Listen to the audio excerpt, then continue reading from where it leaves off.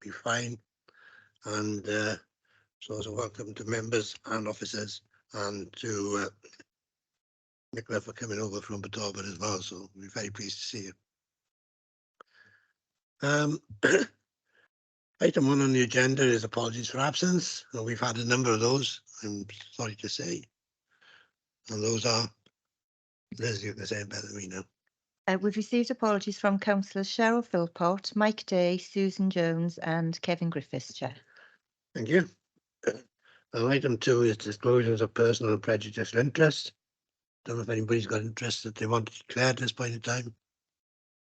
Can't see any hands anywhere, so that looks okay. Item 3 is the prohibition of whip votes and declaration of party whips, which needs to be on the agenda. Item 4 is the minutes of the previous meeting. Everybody will have received them and had a chance to look at them. Should have said, I've just seen you come in, David, so welcome to you as well. Nice to see you here as well. So in terms of the minutes of the previous meeting, if you've got any questions or any queries, unless you have, I will say, I assume that you're happy with them. And perhaps I ought to say for members who are not here, we got Wendy in the room as well as myself as 2 members. And we got Louise and Julie, Rachel and Nicola, sorry. Why did I say Rachel and Nicola? My apologies. Okay, item 5 is public question time. I don't think we've had any, have we, Liz? No, Chair. So that moves us straight on to item 6, which is performance monitoring. I don't know whether you're going to introduce this, Louise, and then hand over to Julie. Yeah, no, happy for Julie to take us through a report. Very comprehensive report as always. It's the April wellbeing report, so obviously a few months sort of previous. As you can see from Julie's head of service commentary, it was there were some challenges in the service in terms of managing demand and capacity in social work and in early help hubs, but there's a lot of work ongoing, as we've said before, around recruitment and different ways of managing that demand. So I'll hand over to Julie to go through the report. Thanks, Louise. So April felt really busy. The report that you've got for that month, we're in the process of moving over to, I'll recall, the new corporate system. So some of the workforce data, we've not been able to as much detail available for April, May, and hopefully we'll get some more detail for the June report. And so that's why there's some of the information that's ordinarily in there is not in there for this month. So the reasons why it felt particularly busy, although you might say that the numbers in the report don't look particularly much higher than they have done in previous months, is that we are still carrying a high number of social worker vacancies in the area of social work teams in particular. And you're aware of that from previous reports, that we continue to have recruitment challenges in that area. The length of time also it's taken for some external candidates to start in post, as some of that is because of the introduction of the new system. We've had to do some manual work and things just take a little bit longer than normal. And we have had pockets of short-term sickness across different parts of the service. So when we've looked to draw on other colleagues to support, then sometimes they've not been there because they've not been well themselves. So we do still to work together across the whole service to support particularly the front door and the area teams, so that we do prioritise that statutory work in relation to child protection in particular. The early help hubs did see a reduction in the amount of contacts in April, but we were still struggling at that point with insufficient capacity to meet demand, and we had 157 awaiting allocation. And some of those are in early years, early help, which is where we support access to provision for those younger children, particularly accessing Flying Start and those that are using our family centres. So it's not just the early help hubs. And overall, in the early help hubs, we had just over 1,200 families open to the service there. Management of demand and slowing down of cases by the Academy, that was introduced in our front door service quite a few months ago now, has been affected for varying reasons from April through to September, because we started to move the newly qualified social workers from the Academy into the area teams. There's less social workers available there. We're moving 4 over. That should have been completed by the end of June. But also we needed to support the integrated safeguarding hub. That's where we had some pockets of sickness in April. I mentioned about the move over from the academy, and then some student placements ended. This all came together really in April. But because students are really good, not only do they learn with us, but they bring extra capacity, so that's helpful. So that's one of the reasons why it felt busy, because we had a bit of movement around in that part of the service. We've been very busy looking at carers, requests for assessments. It's really positive for the service now. We're able to respond in a timely way to those requests for assessments, and we're more proactive in making an offer to carers now. But we have noticed that some of the need in that area is because some children aren't in education, or they're on a reduced timetable. So it's causing some pressures and demands for those families, where some of those carers have some of their own needs. They're being exacerbated by their children not being in full-time education. We do have a workshop planned with education colleagues and child and family staff to explore creative solutions to ensure those children are receiving the statutory entitlement. And also where that's not happening, to support them in re-engaging with learning. So that's good and positive for us, but it's also helpful that through the work we're doing in the front door, we're able to have an oversight of analysis and demand, so have a better understanding of what the needs of the carers are, juxtaposed with the needs of the children, which is really good. So we have about the same number of cases open, just over 1,200 in our supported care planning team, so just about 2,500 open cases. That won't include those that are going through the front door that are being processed, so to speak. And of those, at that point, 208 were on the Child Protection Register and 476 children looked after. So when we compare ourselves to other local authorities and then match that against what you might expect given our demographics and our indices of deprivation, those are quite relatively healthy numbers. So not too high, not too low. That's a good position for us to be in at this point in time. We did have, you'll see from the data, we had a dip in the percentage of visits to children on the register. They were on time or not overdue, being recorded on the system. We were able to verify and seek assurance through manual checking that those visits had taken place. There continues to be challenges when we're low on staffing of having information recorded on Wikis in a timely way. So that's something that we still maintain that manual oversight for, so we keep that ongoing assurance in place. An area of interest that still remains with us is the number of children in residential children's homes. So we have, as of April, we had 34, with 4 of those are in our in-house provision, and 1 child is in secure provision in Hillside. The 4 that are in-house, 1 of those is in a place that's operating without registration. But we are edging ever closer to achieving registration. We keep finding final hurdles to overcome, and the last one being appointing a registered manager who came into post 2 weeks ago. So we remain ever hopeful, and CRW are aware of this, that we'll achieve registration imminently. We've had a good level of interest from kinship carers wanting to progress to special guardianship orders. We've introduced some workshops that the team have put in place, and AFA Cymru, who are a national organisation that support this area of practice, are interested in learning from that for people that are interested in becoming special guardians, because that's seen as an area of good practice. And Foster Wales Swansea received a higher number of registrations of interest to foster in April compared to March, so we're hopeful that that will continue through to the summer. So we recruit the much needed additional foster carers that we need for our children to be living closer to home, but also in foster care rather than in residential. It's fair to say that there are some children in residential children's homes that we know would be better in a foster carer's home. They're normally teenagers, but at the moment we haven't got enough foster carers for those children to be living in a foster carer's home. So that's why it remains a priority for us to increase those fostering households. And only 30% of the fostering requests that we had in April were able to be placed with Foster Wales Swansea carers. So that's and we were successful in sending the returning to Welsh Government for the census, the annual return we have to send in. And we did have some gaps in the data due to us still evolving the Wiki's capabilities.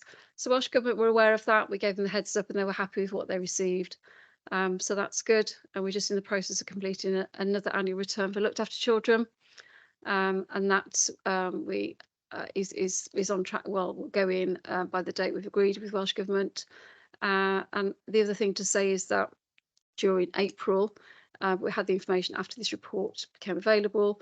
We had a positive rapid review on child protection in Swansea, and we had really good feedback, strong feedback from Care Inspectorate Wales about not just Swansea practice in child and family, but also our multi-agency practice.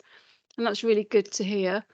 There won't be a formal report about Swansea, but there will be a national report that will come out in the next month or so, which will give headline learning and across Wales from the 5 authorities that were selected, along with the desktop exercise they undertook in looking at a number of cases from records that were shared with Care Inspectorate Wales. Also, health regulatory body was involved, as well as to a certain degree police. But overall for Swansea, they gave very positive feedback about our practice, about our compliance with statutory regulations, and also some areas of good practice that they'll share and highlight in the report. Thanks, Chair.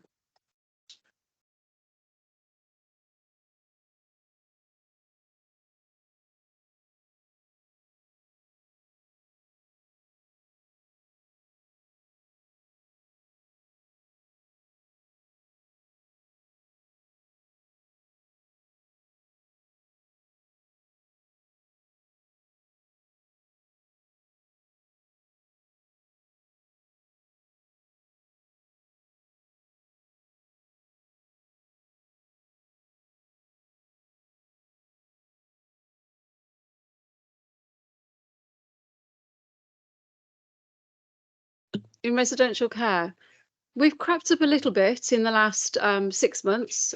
We normally would expect to have.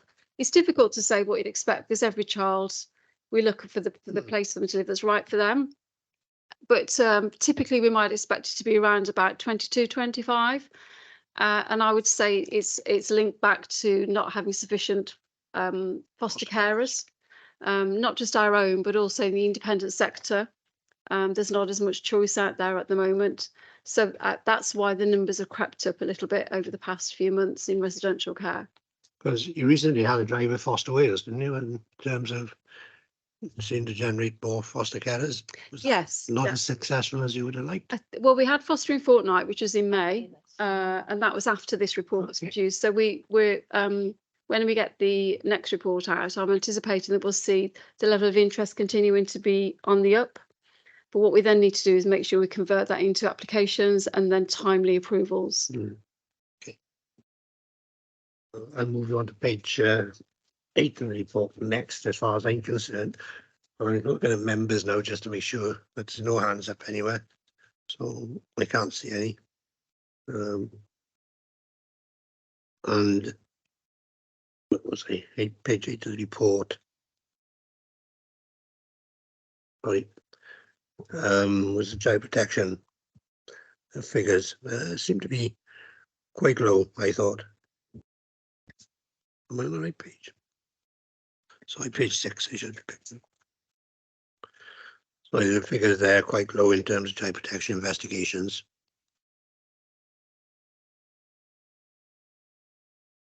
Can't be my own. Pardon?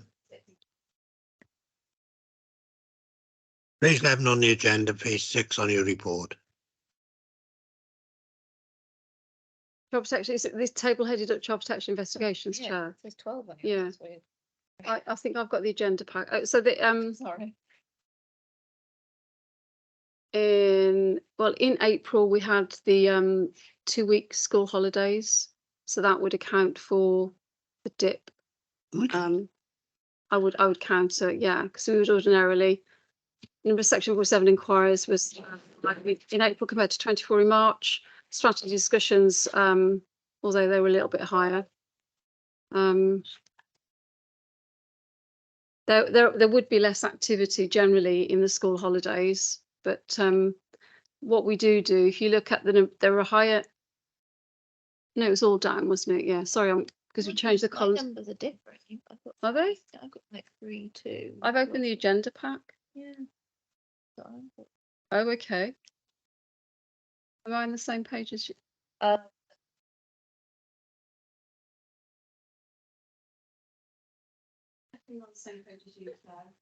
page are you on? Page 6. Page six of the report. And it's page 11 on the agenda pack.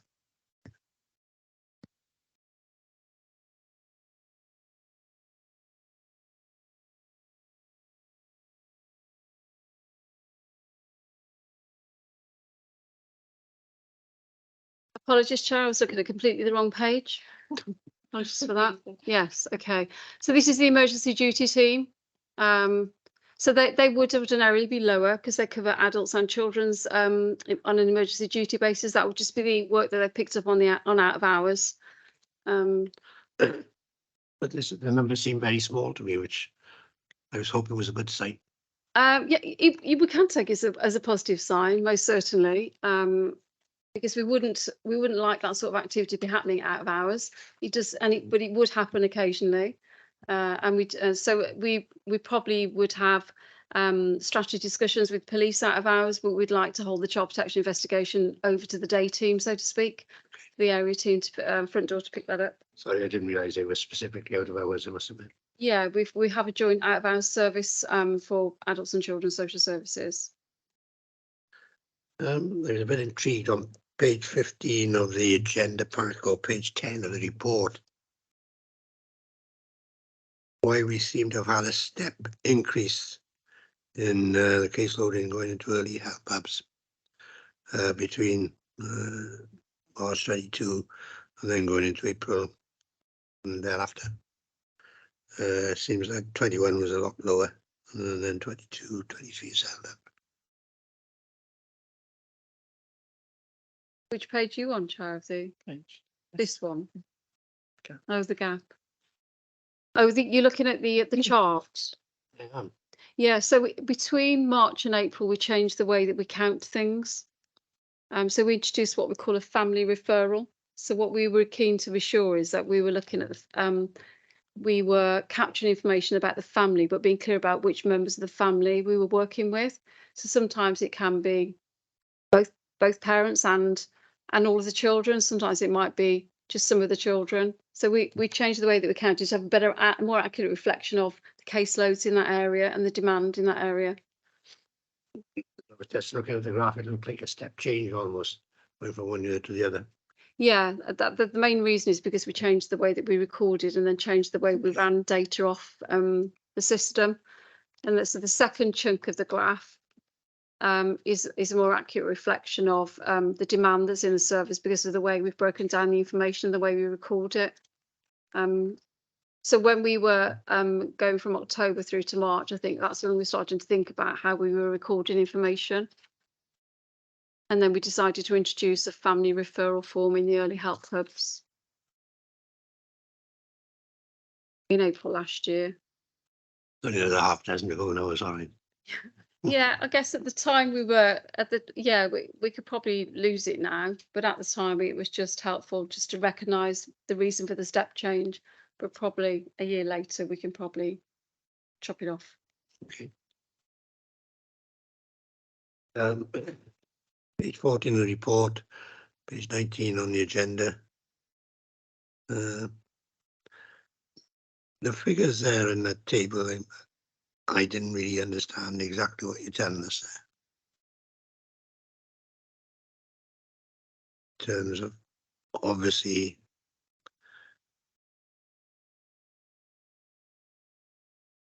the independent carers assessment team. Is that in-house or is it?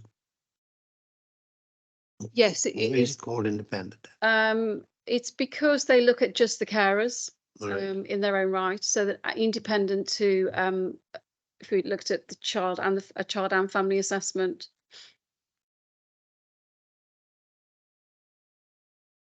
Okay, you satisfied enough assessments have been done? Well, I think it's we are meeting the demand in terms of the numbers of requests we're able to. All the assessments are allocated to be undertaken. Yeah. I move on to page 20 of the report.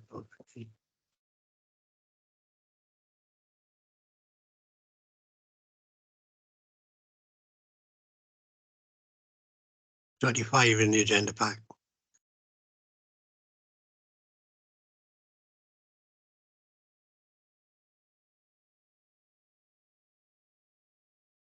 A bit of concern I had there is that looking at either set of figures, whether it's March or April, the number of children that have been registered previously was about a third of the number that's on the register. I'm just wondering why it is as high as that, to be honest. The main reasons for that would be the change of circumstances. So it may be that we deregistered and the circumstances have changed. So there could be there's been a new partner, there's been a different trigger incident, and another 2 different families coming together. So that those are the main reasons why some children, some of the children may have been registered previously, because then something else has occurred, which has meant that the safety that was there before has been lost. So we then need to look at how we can recreate that safety with the different dynamics, different people involved, different circumstances. I was under the impression that we were all working at a level of 20%, 30% previously. That isn't we wouldn't, I don't know what that's necessarily a threshold that we work to. Sorry, those the sort of figures that I had in my mind. I know what you mean. Yeah. I want to say that was a necessity threshold. Yeah. But that's where I thought we were, rather than at 30%. Yeah, it could be that we've because we have been targeting those children that have been on the register for longer, that we will start to that we've because we then move them on, that maybe there's more work to do in understanding because the level of complexity is coming through the front door now, and the needs of children and their parents. It might mean that that's another factor to consider when looking at understanding that number of those that have been registered, and it's registered over quite a long period. So the child could be 9 now, and they may have been registered when they were 1, for example. So it could be quite a variety of different. So in terms of understanding those figures, I'd be, I think, concerned if somebody came back, let's say, a year after they'd been taken off the register. Yes, so and we do look at that. I think that's a specific indicator that we do have. But at the moment we're not able to run that report, but we do know that through the Child Protection Conferencing Unit, and it is something that we look at as an area of interest through our weekly safeguarding review, quality assurance work. I mean, we could include that as some future analysis if that would assist the work that we do to look at that specifically while we're in terms of understanding the data and what that's telling us, to get some assurances around practice. So I've got to be careful how I look at these figures, because I don't understand the depth behind them. In that sense, You can always add in some detail to help with understanding. Sorry, I'm not saying that that you're criticising me for it. It's just there's not enough data for me always to see that. So page 30 of the agenda and 25 of the park. At least if nothing else improves, I did read through it and go through it in depth. And I was looking, I think, on the second column, what you worried about, child protection, and particularly I was picking up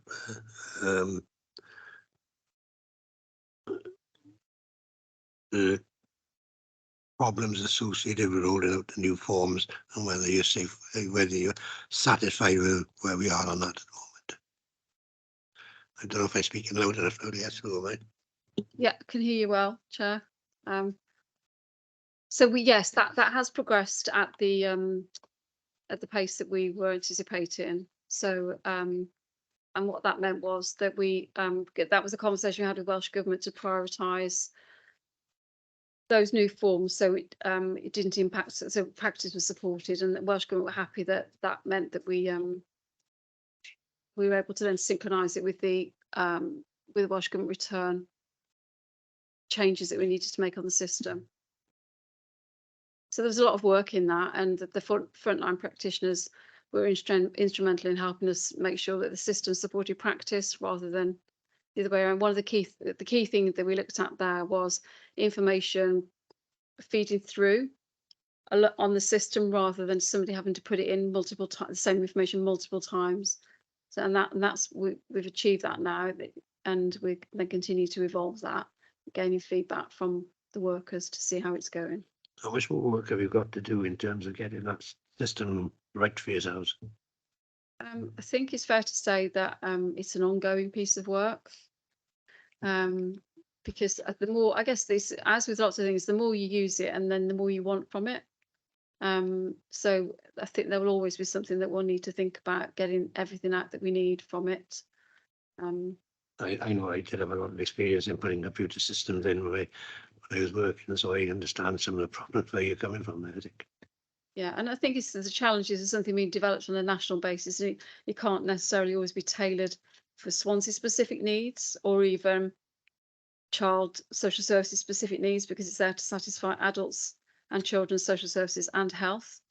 So sometimes it may be our expectations may not be able to be realised, but that won't. So what you're saying is has to be compromised in the system, Potentially, which doesn't always perhaps give you the information that you require. maybe, yes. Okay. Or things take longer because it's a national system. So there's a certain level that we can go to locally to make the changes, and then we have to go up the chain to get other changes that are outside of our control. Okay, I understand. And finally, in that sense, page 42 of the report, 47 of the pack.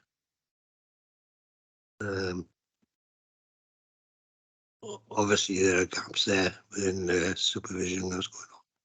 But what we haven't had on this report is any sort of indication of actual level of vacancies. I think, although you referred to it in the first report at the heading headlines, but what your staffing levels are, how many agency staff you're using, that sort of thing.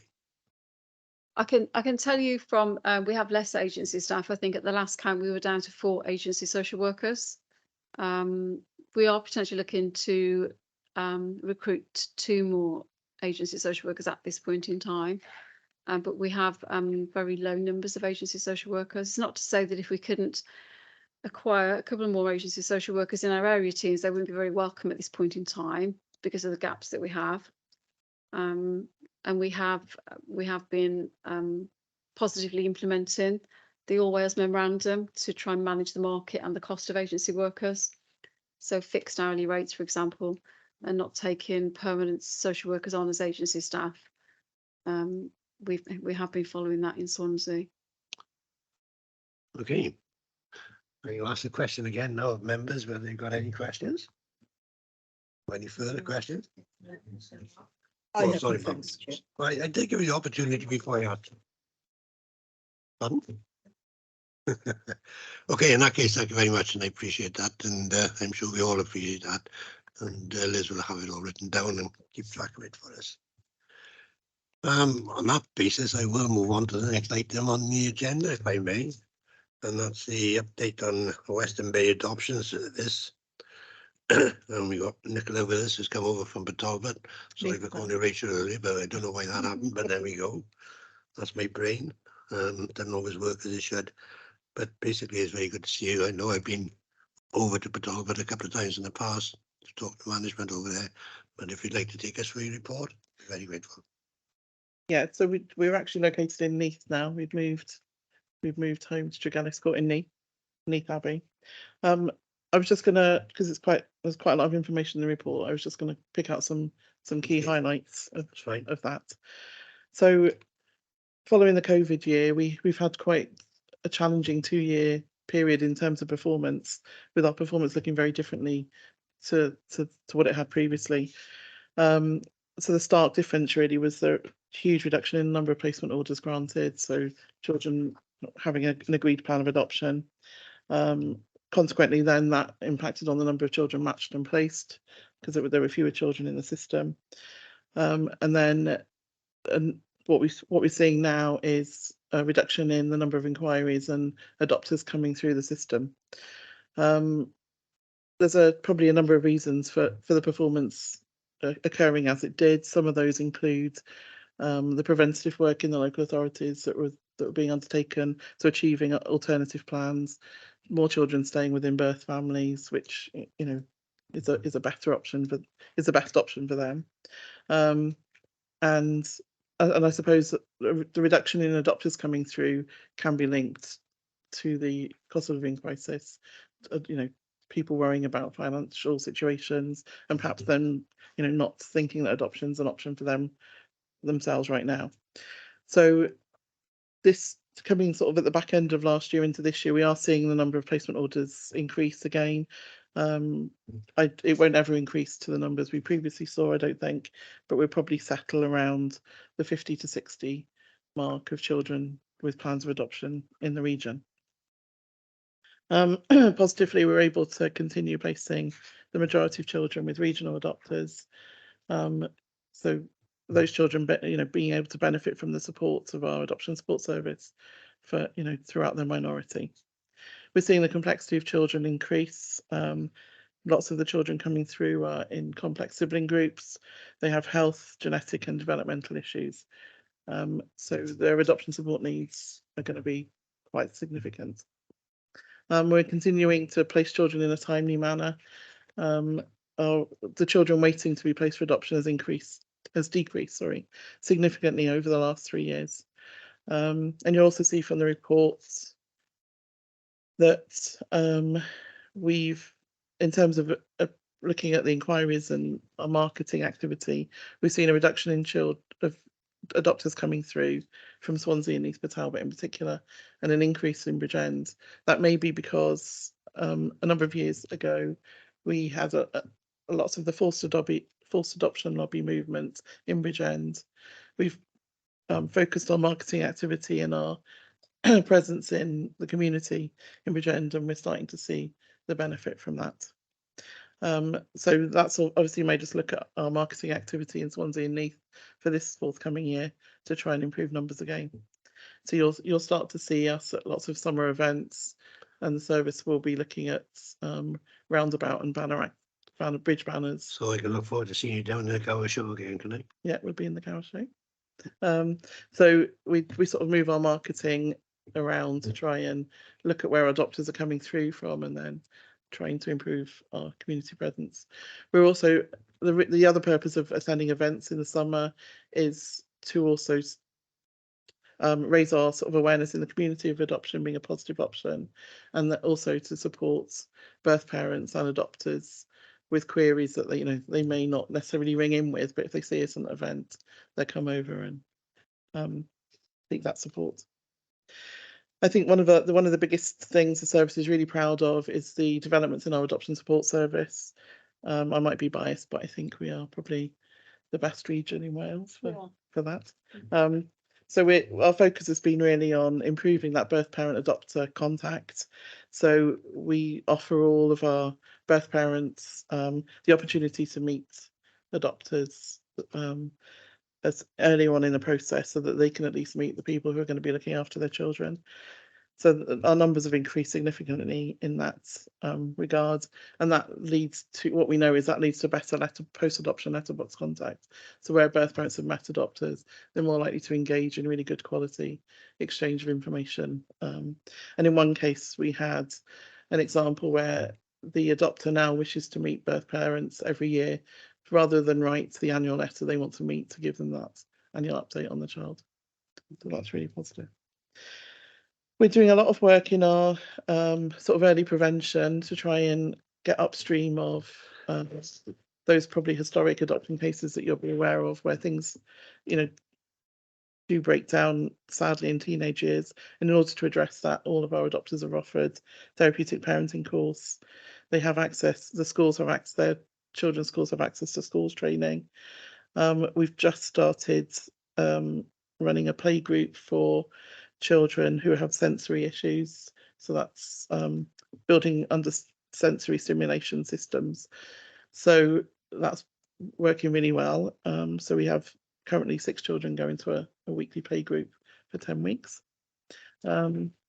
We also run a check-in process now where we catch up with adopters 12 months and 3 years post adoption order granted.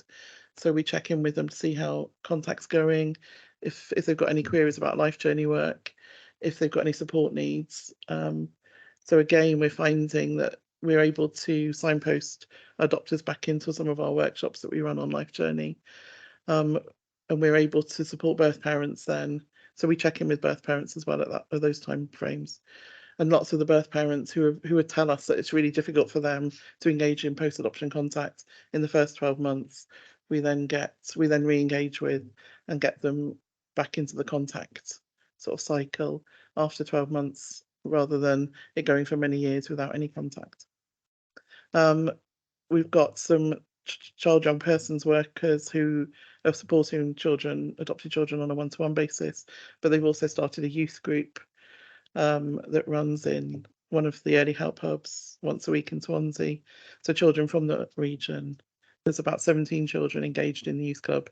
So they come in every week, cook food together, learn some independent skills, and then do some activities. And that's been hugely popular, considering that lots of those children have never been able to engage in social groups outside of school. And the hope is that once we're able to then sort of refer them onto the connected group with Adoption UK. And then I think, we're noticing now that we're better able to support birth parents. So we have a monthly support group running in each of the 3 local authorities.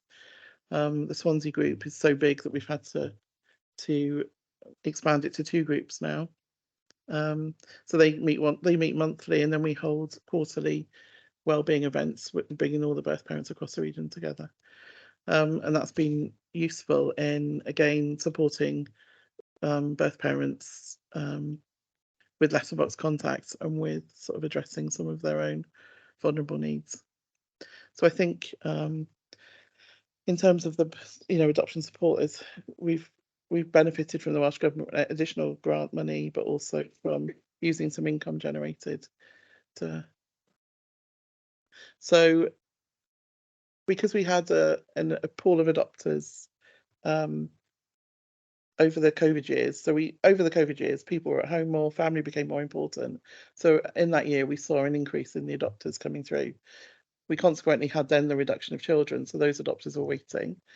And lots of those adopters then went on to Linkmaker, which is the adoption register for Wales, and looked at children who were available for adoption across the UK. And that generates a placement fee. So just as if we have to find a placement outside of Wales for a child, we have to pay a placement fee. So we then gained a placement fee for that placement, and we use that money to put into adoption support. You're not raising it from private means. No, placement fees, yeah. Systems. I wasn't treated for that unless there was a sick one.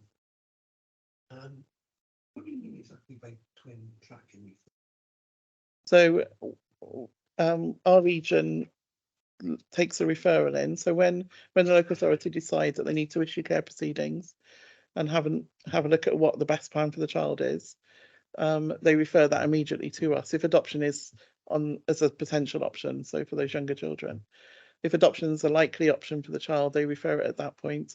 We start our work with the birth parents and with the childcare social worker on looking at contact issues and the child's needs. Well, that's twinning basically between yourselves and them. Yeah, so they hold case management responsibility, and we support with any related issues that may come up. Not all the regions do that. Some regions only take it when the placement order is granted.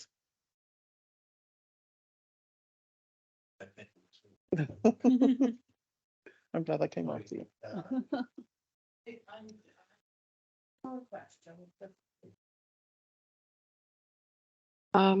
As a grandmother of 2 adopted granddaughters, I'm really pleased to see that you are caring for everybody in this process, because my son didn't have any of that adopting in Swansea all those years ago. So that's just, I didn't, there was no whole picking here from me, because I think it's brilliant that you are doing this big circle with everybody in it, whatever has happened to him. I mean, there's issues I could say where I'd have to say to you privately about things that have happened, but there was no help. There was no either side, he's had to get on with it and do it. So I'm really pleased to hear that. And I think that's, you know, that part of our marketing isn't out in the community isn't just about attracting adopters into the process. It's also about saying, you know, we are there for birth parents, adopters who have adopted years ago, you know, schools, and you know, extended family members who may be struggling with issues. So it's about putting adoption on the agenda really in the communities.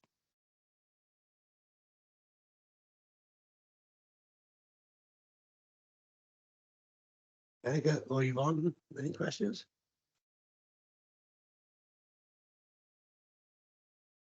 No, thanks, Chair. Okay, Yvonne. Thanks. Oh, sorry, David. Did you want to come in? Yeah, only if you finished on questions, Chair. I just wanted to make some comments on the service, but I'll wait until you finish with questions. Okay, fine. I haven't got many more to go now in that sense. But 4 or 5 years ago, I guess you were in a situation where you didn't have enough adopters for the children that needed to be adopted. I think as we were getting towards COVID at that point in time, our situation was changing around. But you're now in a situation where you are more or less in balance, or you're still short of adopters? Sorry, we do still have a pool of waiting adopters. It's probably around 20 families. So for this year, I think, and we're also in the market share project with 2 of our voluntary agencies in Wales. So we have additional placements that we can use through them via the project that we're in. So I think this year we will break even. But if the number of inquiries and adopters coming through doesn't pick up, then we could find ourselves in a similar position next year. Okay. Because you look at the figures on page 59, and I think looking there, we look at Western Bay, you're talking about 42 families approved, 43 in 2021-22, but dropping to 25 in 22-23. Is that a concern? It's a concern that it's being seen nationally. So all of the regions are seeing a similar drop in approvals and inquiries. So it's becoming a national problem as opposed to just a regional problem. Yeah. So it's simply we need to watch and keep an eye on as far as we're concerned in terms of what we talk to every year. Yeah. Okay. And it's certainly something that's on the national agendas of meetings every month. I'm just looking again just to see if there's any more questions. I don't think there are. In that case, I will say, Nicola, thank you very much for answering the questions. I know David wants to say something before we're going to let you go. So over to you, David. Yeah, thanks, Chair. I suppose I'm reflecting on we embarked on this journey of establishing a regional adoption service. Seems like many years ago now, but I presume there's some miscounting, 6-7 years, something like this. And it was really heartening to listen to see the report and to hear the progress that has been made. Nick kind of tentatively said, we're very proud of and think we can certainly describe parts of our service as sector leading across Wales. I think that's sector leading across Wales and the UK. And I just wanted to acknowledge that I hear those conversations nationally, in the both in the National Adoption Service and elsewhere. And our region are held up as an exemplar, and that many of the things that we're doing, particularly around some of the areas that Nick's flagged during her report, absolutely are the envy of services elsewhere. And it doesn't happen by accident. It's not straightforward to create these regional services. Whilst the service is based in Neath, I'm really pleased that Swansea Council hosts the service and has made that commitment to supporting Nick and her team. But it does take that leadership from somebody like Nick, working with her managers in the team to create this success. Clearly, there are still challenges for us, and Nick's outlined them. But actually, what she's describing and the performance, if I look back 6 or 7 years and think about, gosh, what were our ambitions about what we hope to create, not straight where we've tried to create regional services and it hasn't worked, and we've brought things back in-house or separated out across local authorities. But this absolutely is a huge success. So I just wanted to put on on record my thanks to Nick, her team, her very hardworking colleagues, and then of course all of the adopters and children that we support within the team. It's extraordinary stuff, and certainly all or any of the aspirations I might have had 6 or 7 years ago, they've not only been met, but they've been exceeded. And still expect Nick and her team to deliver more in future years. But it's great stuff, and I just wanted to take a few minutes to acknowledge that, Chair. Thanks very much. Thank you, David. When you talk about going back, I can remember going across to Talbot and talking to management over there and being told of the problems with staff coming from various authorities and different pay scales, etc., and that sort of thing. And some of the problems that you had at that time, I think, in terms of meshing things together, bringing it all together, I assume those problems are more or less sorted out now, right? There'll always be problems. Not problems. Challenges of regional work. Okay. We still have 3 local authorities Yeah. with 3 different ways of working, but we manage it better now. Okay, but I know that was one of the problems that certainly you had in the early stages, but it certainly seems to me that you're working your way through those. One of the questions I was going to ask, which I've didn't at the time, was about life stories. Are we now really very good at doing that at last? Because we were struggling at one time, getting the life stories together for children, so they knew what was going on in their lives, or had gone on in their lives, and keeping that going then. So the adoption barometer report for this year has just been published. So that's the annual look across the UK from the adoption perspective, and Wales is certainly continuing to make improvements in that area. So as come out of top in terms of the nations. From a regional perspective, we sort of developed a small team within the service that look at all the life journey work. They offer adopters and childcare social workers workshops in achieving best life journey work for children. The national team have a life journey subgroup, which I happen to be the chair of. So nationally, we look at the sort of best practice, good practice guides coming out. And also our check-in process is hugely influential, because adopters who perhaps adopt a very young child don't begin to think about life journey, although they need to. Their sort of focus is on the child settling in. So the check-in process has been instrumental, because when we go back at 1 year and 3 years, where they haven't started to do that, that's when we offer that additional support. Okay, fine. If there are no other questions, then I will say to Nicola, thank you very much for coming over. Do appreciate it. It's very interesting to see the progress that's being made, and hope we continue to so to do, and all the best for the future. Thank you.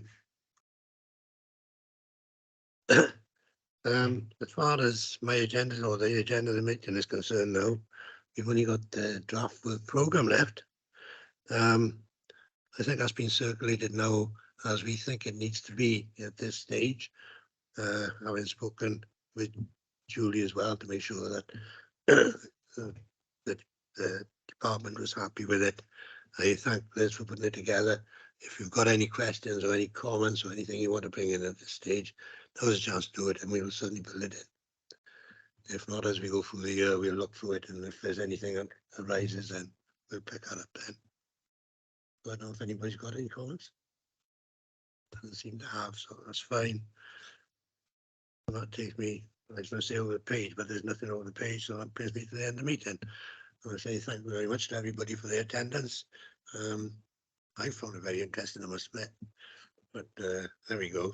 And I would say thank you very much to everybody, certainly for coming over, for answering the questions, and listening and making sure that we carry on with this process. The panel we have at the moment is really, when you look at them in full, is people who are very experienced and have been on this for a number of years. But I would say to Wendy and people, the more, if we could get a few more on, I think that would be really good. I know we're struggling to a certain extent with all the scrutiny panels. And if we could pick those up, Wendy, and if we can get that message back for us, I'd be grateful. I'm sure you have. Okay, in that case, thank you very much.